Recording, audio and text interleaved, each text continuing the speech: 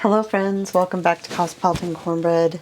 So I'm bringing you into the kitchen today to make a really easy pasta dish, kind of a Tex-Mex-ish sort of thing, and that is an enchilada pasta. So I just got done dicing up an onion, and I'm going to go ahead and turn on my stove here.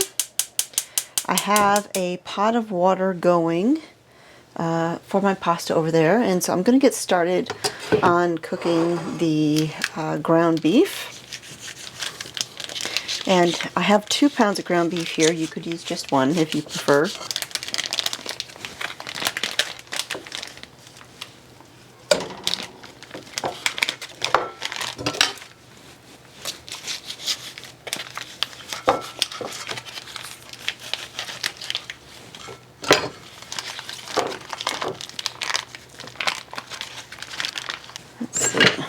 Alright, so we're going to start breaking up the ground beef here.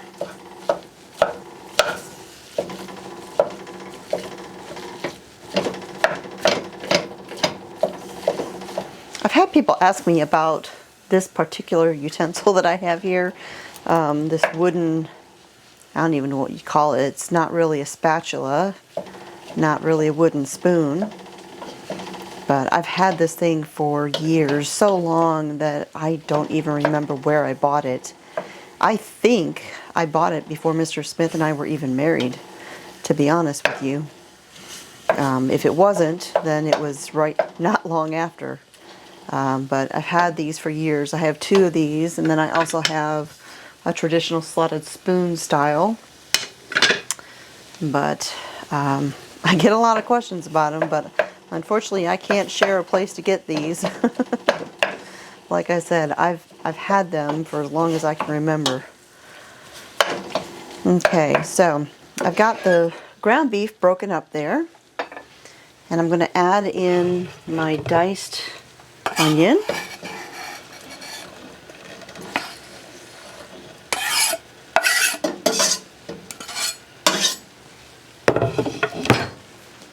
Alright, now I've got my pre-minced garlic. Just makes life easy. And I'm going to add in 3 cloves worth, so that's about a tablespoon, or maybe a little more if you really like garlic like we do. I'm just going to let these start cooking together. Now the pasta that I'm using for this today is just a penny pasta, but you could use macaroni, you could use shells, any kind of semi-bite-sized pasta that you want to use.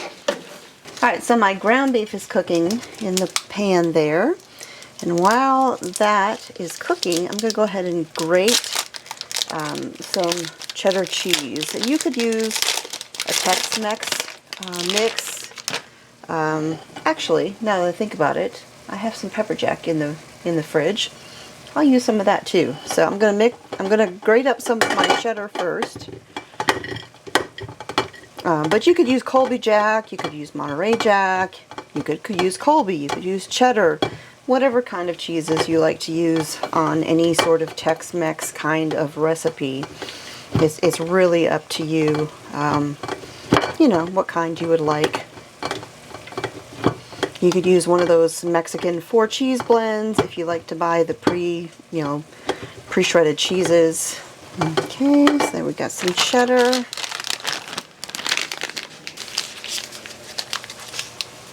This is some of my pepper jack that I got from Azure Standard. You may remember in one of my videos where I was cutting up great big blocks into usable portions. And this is one of those portions. This is kind of big, a little bit cumbersome to be trying to grate, so I'm just going to cut a chunk off. Now, sometimes when you freeze cheeses, they get very crumbly when they thaw out. It's kind of hit or miss. I do find that if I let them stay in the fridge for a few days, before I try to use them, before I slice them, sometimes it works a little bit better. As you can see, this one was frozen for quite a while out there in my deep freeze. And I wrap the cheese very tightly in freezer paper, and then I put it in a freezer bag, also a Ziploc freezer bag, so it's doubly wrapped. And doing it that way, I don't have any issues with it drying out, getting freezer burnt, or anything like that. Try and be careful not to skin my knuckles. I've talked before about one of these days I need to get like a better cheese grater that can handle soft cheeses, because that's what I mostly grate.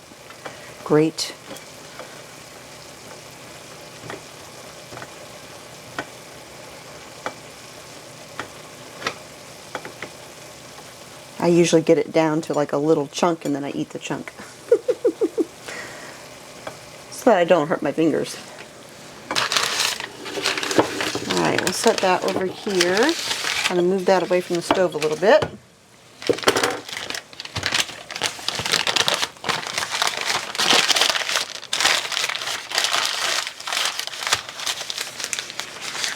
Now, depending upon your ground beef, you may need to drain any excess, grease off, depending upon your preference and depending on the ground beef that you're using. A lot of times I've noticed that when I'm using ground beef that I get from the farm or from Good Ranchers or something like that, I really don't have a bunch of extra, excess grease, so I don't really need to drain it off at all. So that's kind of a good thing. I get a lot of meat from Good Ranchers. If I can't find a good local source that I trust, kind of one of those know your farmer sorts of things, then I order it from Good Ranchers now. Or I do get some from As Your Standard. It just depends. It just depends on what I'm wanting to buy and which place gets it, or has it, I should say.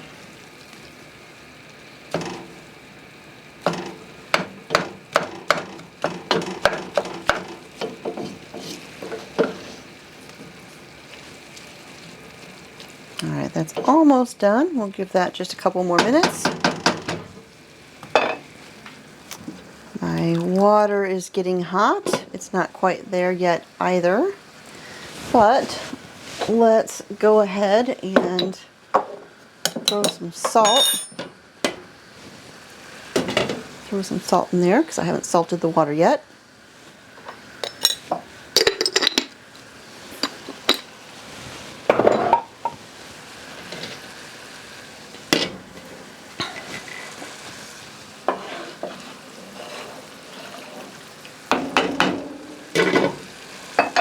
Alright, we'll give that a few more minutes to finish cooking.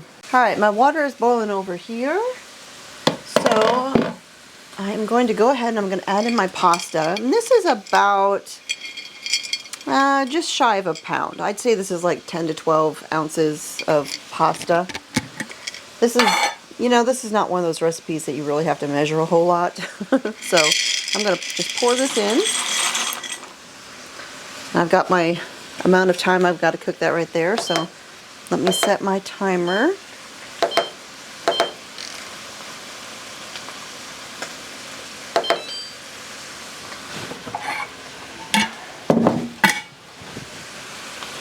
Give that a stir so the pasta don't stick.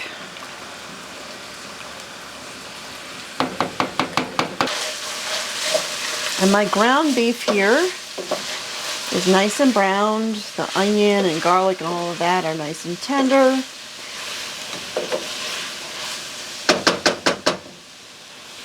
Now I'm not going to add in any salt because the enchilada sauce that I'm using is Siete brand. This is one of those paleo-friendly, gluten-free, non-GMO, Whole30, etc. brands. And usually anything that's Tex-Mex-ish, something like this of theirs, it tends to be a touch salty, not a lot, but a little salty, and also has a nice kick to it. So I'm not going to add any salt yet. I'm just going to go ahead and add in the whole jar, and I may need a little bit more. I'm not sure if this will be enough, so I grabbed a second jar just in case.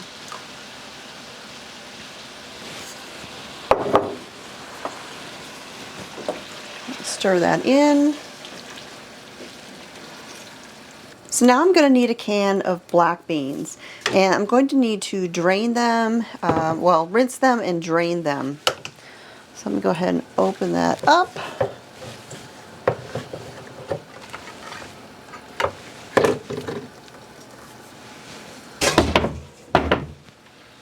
And I'll be right back. My beans are drained, sitting right here. And right now I'm going to add in some cumin, however you say that. I'm going to add in about a teaspoon or so. We'll make it 2. I love cumin. But I'm not going to add any other seasoning because, again, the Siete brand enchilada sauce is usually, well, enchilada sauce, taco seasonings, all of those things usually have a good bit of kick to them, lots of flavor. And so I'm not going to really need to add anything else to that. All right, I'm going to add in my black beans.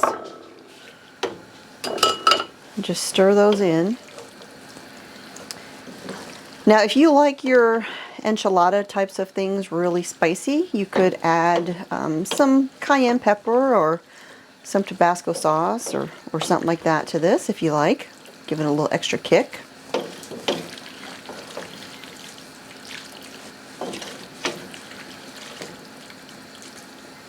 Okay. And now I'm just going to throw the lid on, and I'm just going to let this sit here while my pasta finishes cooking. So I'm going to go ahead and add that in.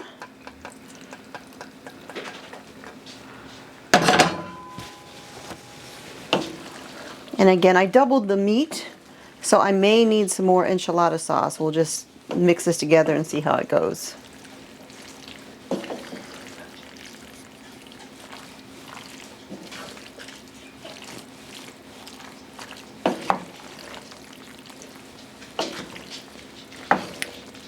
No, I think that'll do just fine. So now we'll bowl this up. All right.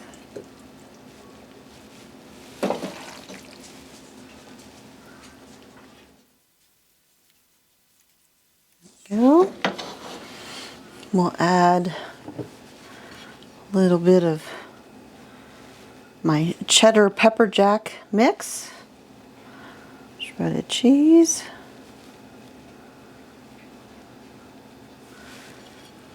I'm gonna add some sour cream on top and some black olives. And there you go. And there you go. Enchilada pasta. You can completely customize this the way you like. Different cheeses. You could put in some guacamole or some cubed avocado if you've got some. Maybe throw in some cherry tomatoes. You can really play around with this.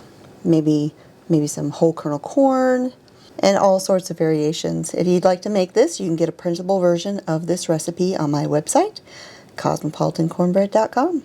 I'll put a link to this exact recipe in the video description down below. God bless, and I'll talk to y'all next time.